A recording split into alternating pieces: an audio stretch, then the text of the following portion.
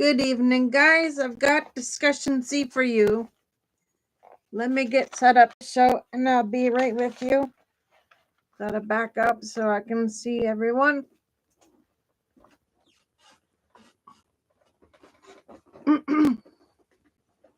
Let me go a little backwards.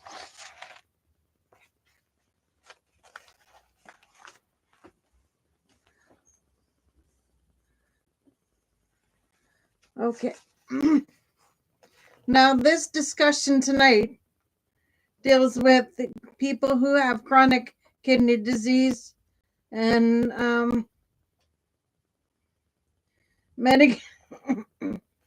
medication. Let's see. The title is chronic kidney disease and medication safety. Okay, so we're going to go through that now. Main findings from Alcesso's thesis. CKD prevalence. About 1 in 10 adults suffer from chronic kidney disease, which impairs kidney function over time. Okay, medication risks. Many people with CKD are prescribed drugs that can harm their kidneys despite guidelines advising against it. Diagnosis gap. Individuals without a formal CKD diagnosis are more likely to be prescribed inappropriate medications, highlighting the need for better documentation in medical records.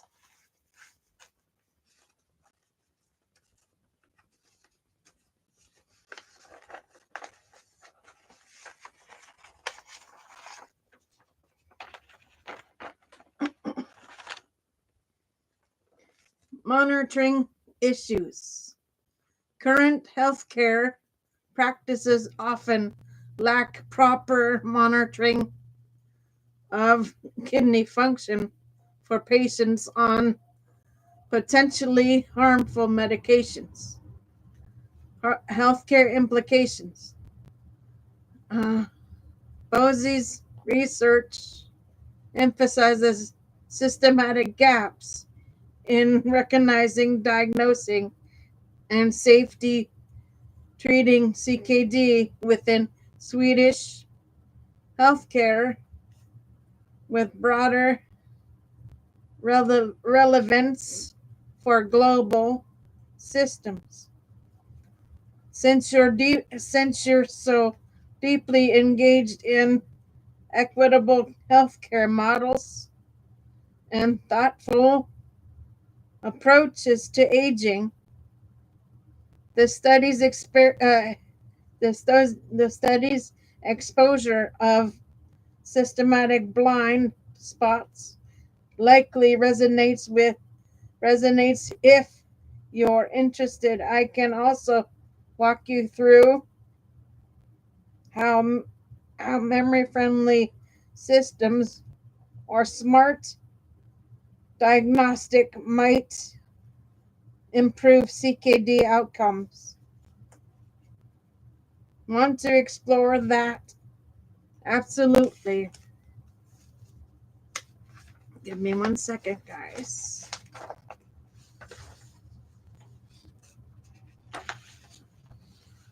Set that one down.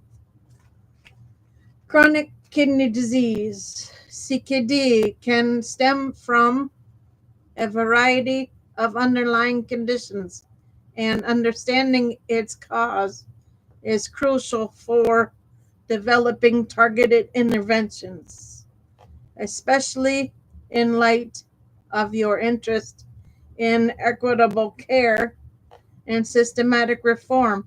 Here's a breakdown. Primary causes of CKD. diabetes, especially type 2, high blood pressure or high blood sugar over time damages delicate filtering units in kidneys. Hypertension, high blood pressure. This puts stress on kidney blood vessels, impairing function.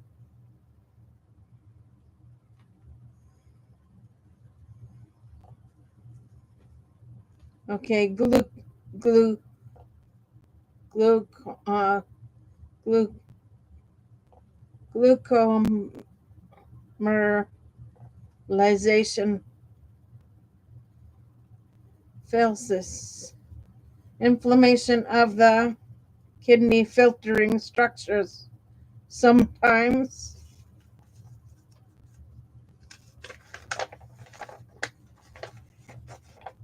caused by infections or autoimmune conditions.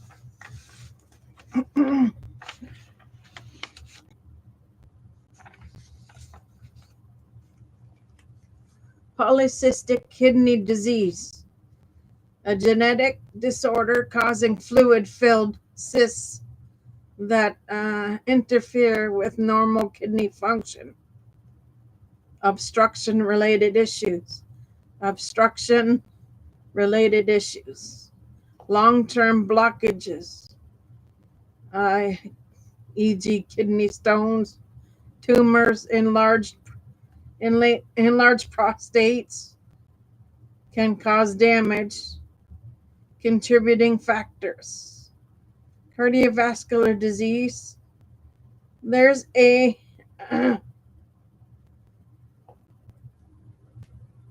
big recognitional relationship. Heart and kidney disease often exacerbate one another. Smoking and obesity. These heighten inflammation and vascular damage, accelerating CKD progression.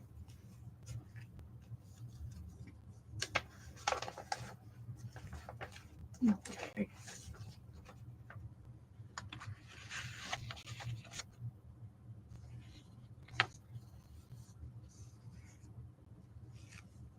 Medications, long-term use of NSAIDs, certain antibiotics, and contrast dyes can be nephrotoxic, especially without renal function monitoring. Okay. Second thing, aging. Kidney function naturally declines with age, but comorbidities amplify this effect. Systematic roots and social detriments. Limited access to early screenings and proper documentation often delay diagnosis. Socioeconomic discrepancies influence diet, medication adherence, and healthcare continuity.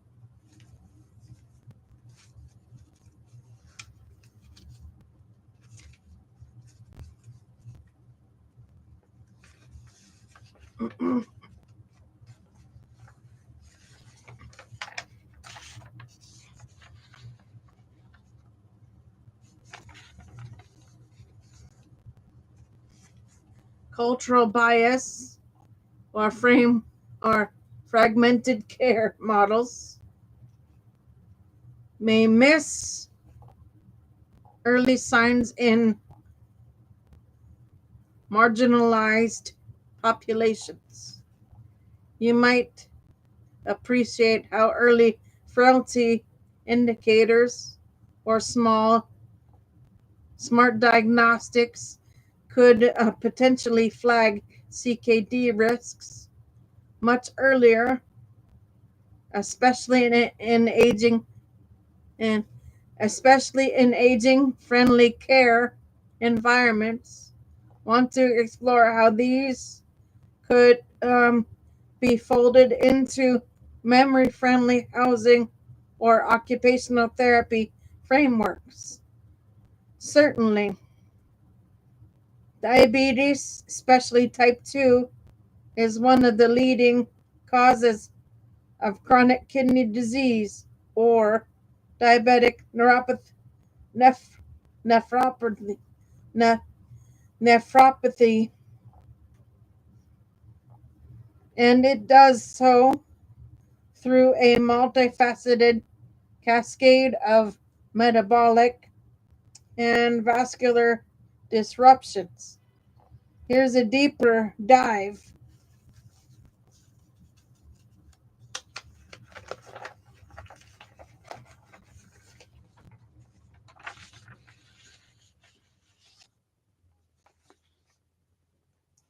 How diabetes damages the kidneys, glucose overload, and microvascular stress.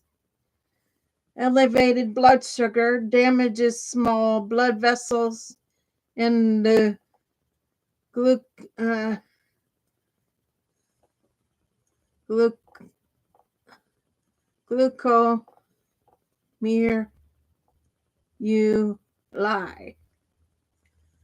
Glucomeruliculi, which are the kidney's filtering units. This leads to increased permeability, allowing proteins like albumin to leak into urine, a key a key early sign of kidney damage. Album Albumova Bunona. Albuminuria.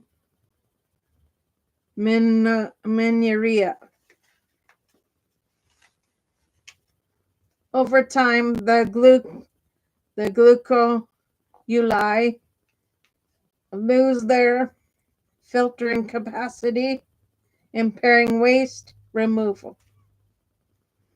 Hyperfiltration, hypertrophy. In early diabetes, kidneys often overwork in response to high blood sugars, high blood glucose, leading to glucomeruliculi, hyperfiltration.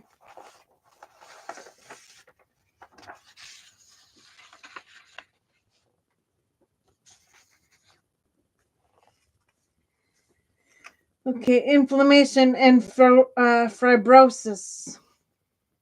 Persistent inflammation driven by advanced glycation end products or ages and oxidative stress promotes fibrosis. Fibrotic tissue replaces healthy kidney structures, accelerating loss of function. Protein,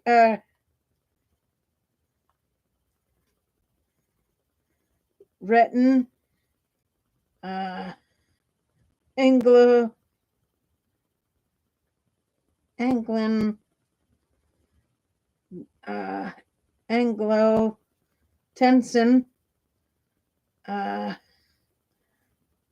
aldrin,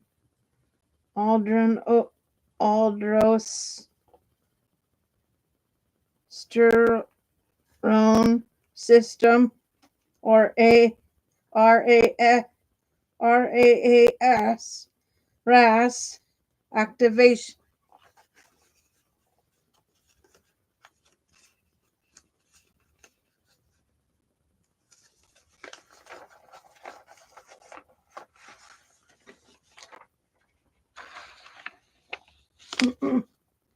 Diabetes triggers overactivity in the RAAS, a hormone system that regulates blood pressure and fluid balance. RAAS dysregulation increases in intraglucometer pressure, worsening structural damage and protein leakage. Broader implications you might appreciate. Given your expertise in systems-based neuroscience and geriatric care, there is a real promise in incorporating frailty-aware biomarkers that flag microvascular changes early. Smart housing tech to help monitor glucose variability and urine protein levels at home.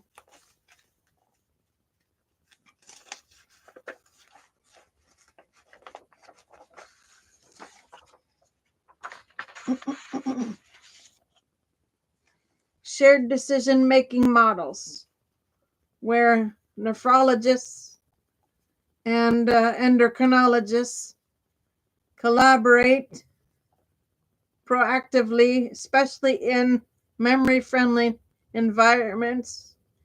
Would you be interested in exploring how predictive algorithms or ambient assisted living systems could support early decision or early detection in diabetic elders? It's a compelling intersection of tech and ethics. Absolutely. Glucometer vasculosis is a key pathological process in many forms of kidney disease, especially diabetic nephropathy,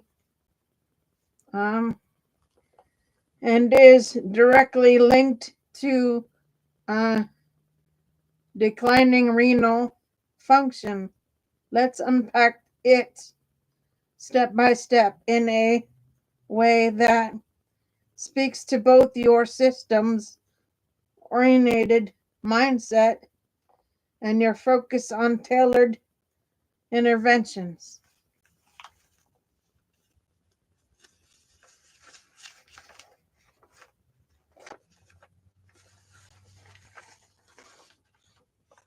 Okay. What is glucomucosis? Glucomucosis refers to scarring, sclerosis of glucomerular, the microscopic filtration units in the kidneys. These glucomai normally filter water, excess fluids, and toxins from the bloodstream. When they're damaged, the filtration barrier is compromised, leading to proteinuria, especially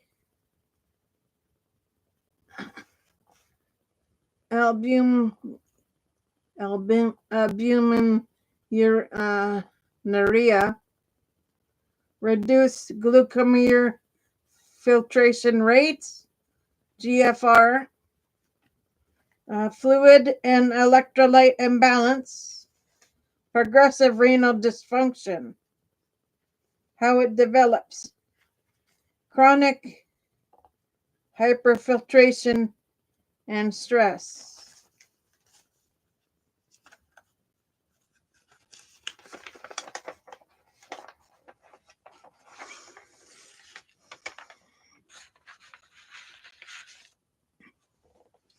In diabetes or hypertension, the kidneys often undergo adaptive hyperfiltration, overworking to compensate for systematic imbalances. This sustained strain causes the glucomai to enlarge and eventually rupture, triggering scarring and fibrosis.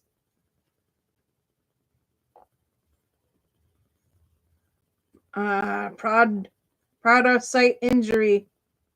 Podocytes are specialized cells that maintain the glucomer filter's integrity. Injury or loss of podocytes, often from oxidative stress or inflammation, leads to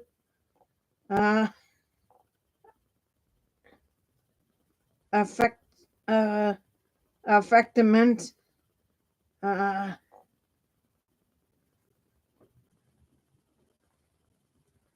flattering, and detachment. Without podocytes, the filtration membrane becomes leaky and vulnerable to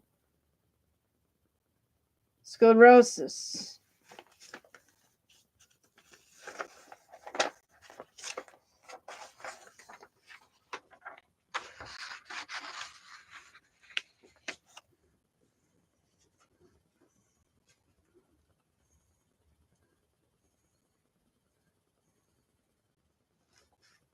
Vaginal expansion and matrix overproduction. Vaginal cells provide structural support in the glucomai in disease states. They profiltrate and secrete excess extracellular matrix, contributing to glucomer hardening and collapse. Cytokines and growth factors. TGF-8, transforming growth factor beta, plays a central role by promoting fibrosis and inhibiting regenerative repair. Anglicin LL through RAAS activation accelerates glucomer pressure and scarring.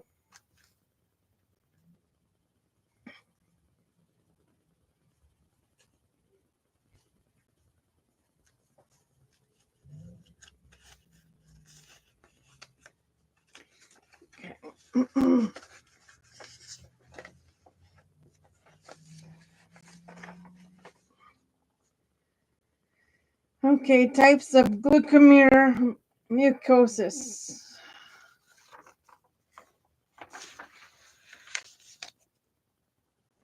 Only segments of some glucomai affected, common in proteinuric disease. Entire glucomai scarred, often seen in advanced CKD, diabetic glucomous necrosis, thickened basements, membranes, and mesenuli or gly expansion due to chronic hyperglycemia. Broader system insight. Given your interest in occupational therapy and neuroscience, informed care models, early detection of podocytes, biomarkers, and urinary collagen fragments may signal gluconeogenesis before GFR decline.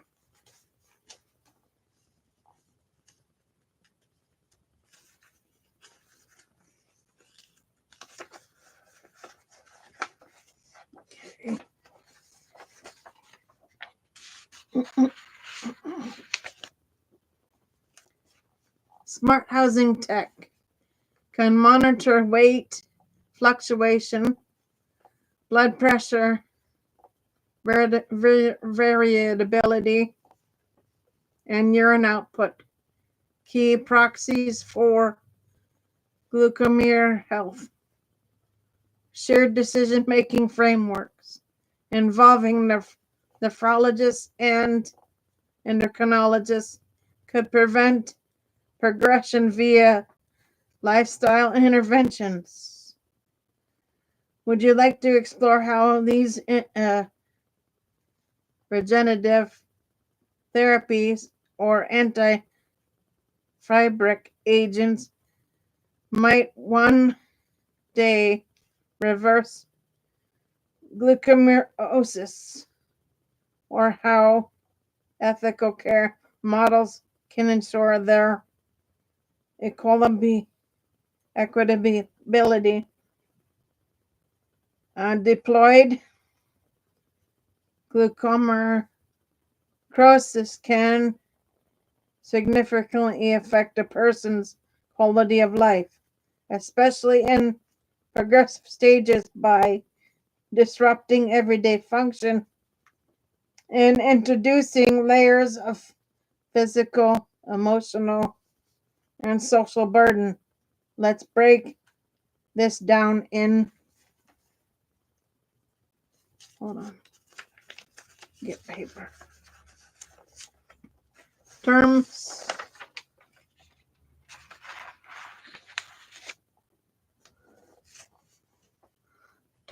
of what a patient might face and how it ties into your interest in system-based care, aging, sensitive design, and ethical decision making. Functional and physical impact, fatigue and low energy. As kidney function declines, waste products accumulate in the blood, leading to persistent tiredness and reduced exercise tolerance. Fluid retention, swelling in the legs, hands, and face from poor fluid balance can be painful and limit mobility. Cognitive effects, your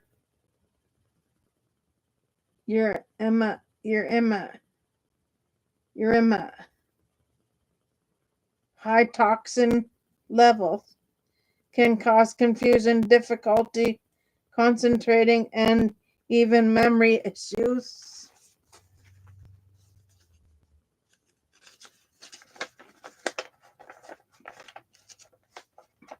memory impairment, folks.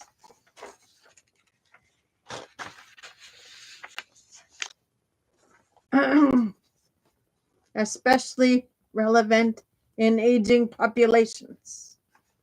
Dietary restrictions. Patients often face rigid diets, low in sodium, potassium, and phosphorus, which can be difficult to maintain and socially isolating.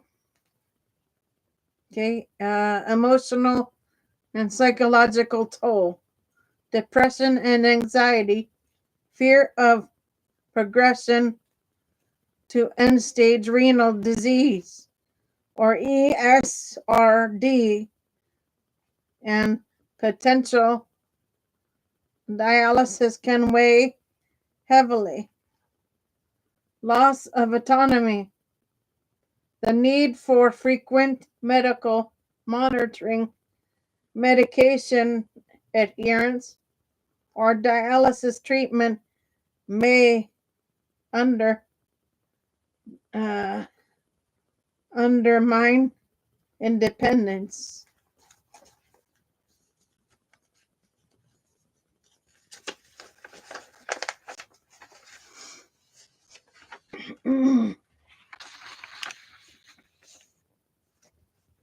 Healthcare fatigue, navigating specialist appointments and symptom management can exhaust patients and caregivers alike. Daily life social participation, reduced work capacity, decreased energy, and cognitive sharpness can limit job performance and lead to early retirement or disability. Social isolation, between dietary limitations, fatigue, and frequent medical visits, maintaining social connections can become a challenge.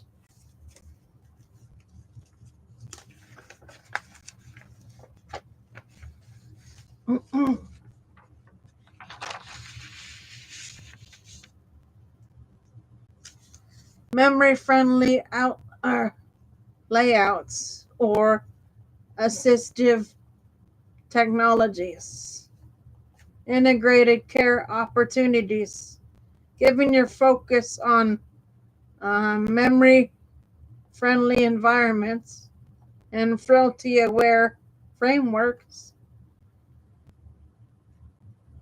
Glucomerus invites ambient assisted living systems to monitor vitals and support medication adherence.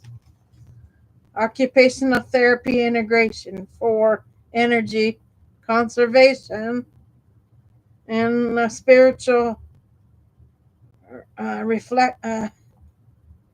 reconfiguration. Okay, ethical care models that prioritize autonomy, dignity, and shared decision making treatment choices, especially before initiating dialysis.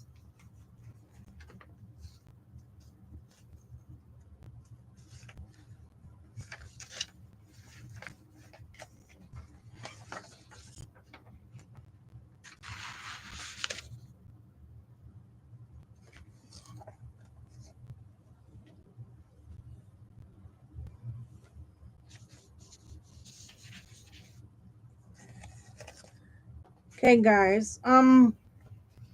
Here's the rest.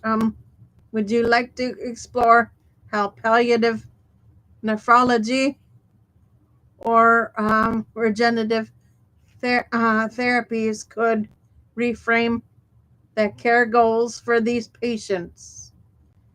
It's a powerful intersection of science and compassion. Great question, especially given your deep engagement with regenerative therapies and ethical care models.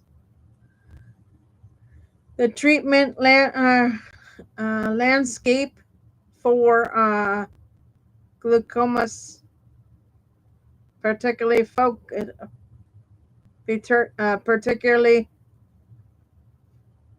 focal segmental glaucomosis, or FSGS, is evolving rapidly. Here's a comprehensive look at the latest breakthroughs, targeted therapies, and drug innovations.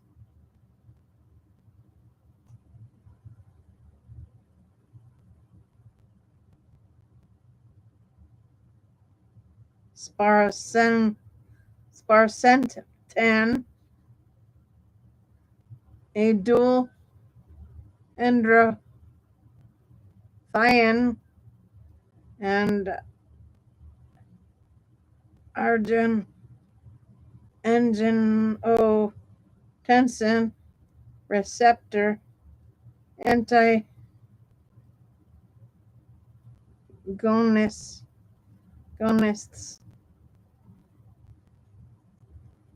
showing promise in reducing proteinuria and delaying kidney failure through its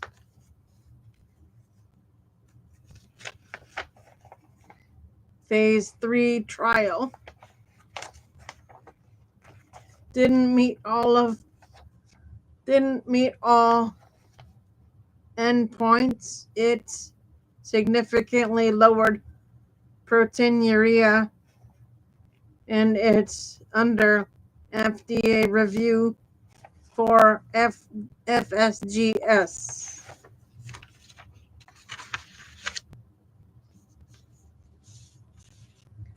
Okay. CDO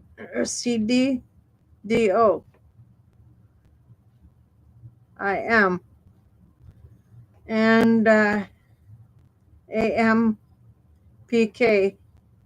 activators. These agents target oxidative stress and metabolic dysfunction in podocytes, aiming to hit or reverse injury. Biologics and these immunomodulators are being explored for their ability to disrupt inflammatory cascades linked to podocytes damage. Traditionally used rituximab, in autoimmune conditions, is being repurposed for FSGS due to its B cell targeting effects.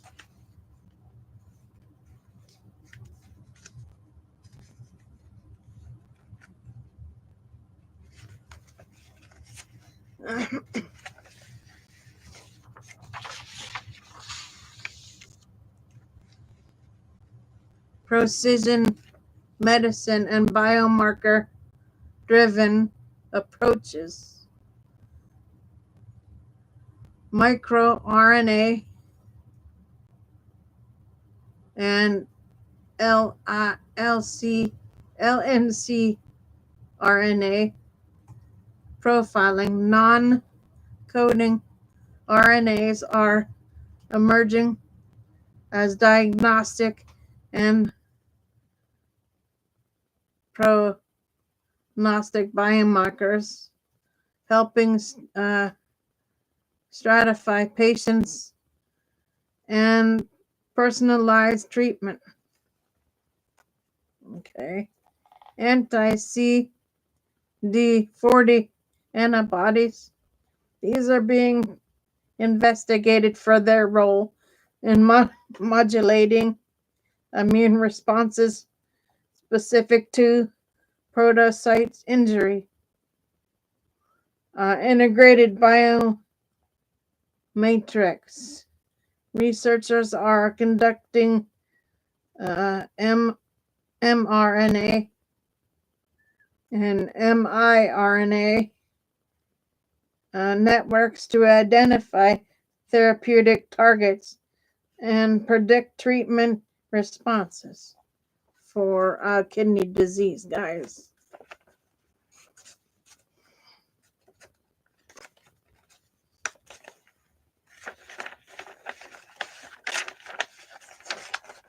Okay.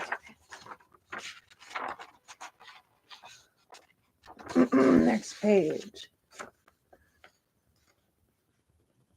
Podocytes protection. Therapists now focus on stabilizing the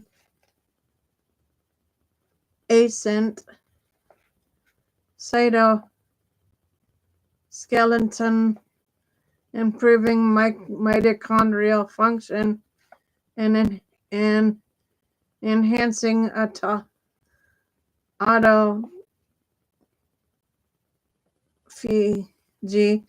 to preserve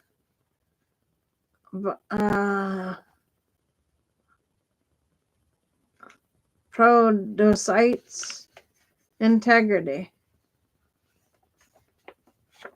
RAAS modulation beyond ACE inhibitors and ARBs. Newer agent aims to fine-tune intraglomerular pressure without systematic side effects. Broader implications for care models. Given your interest in frailty-aware and memory-friendly environments, smart diagnostic could integrate biomarker monitoring into ambient assisted living systems.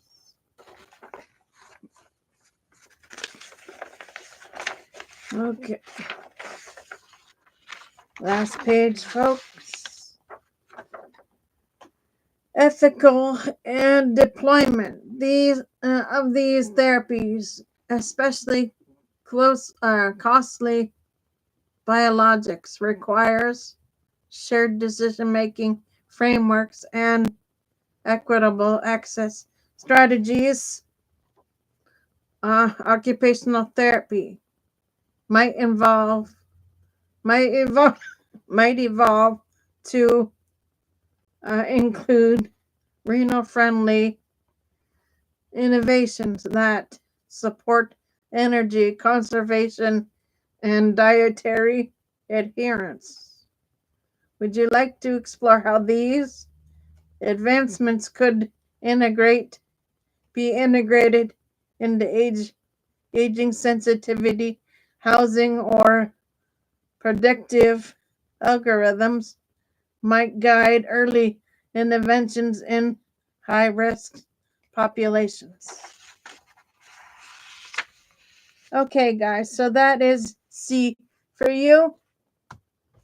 I might jump back on in a little bit later for show D.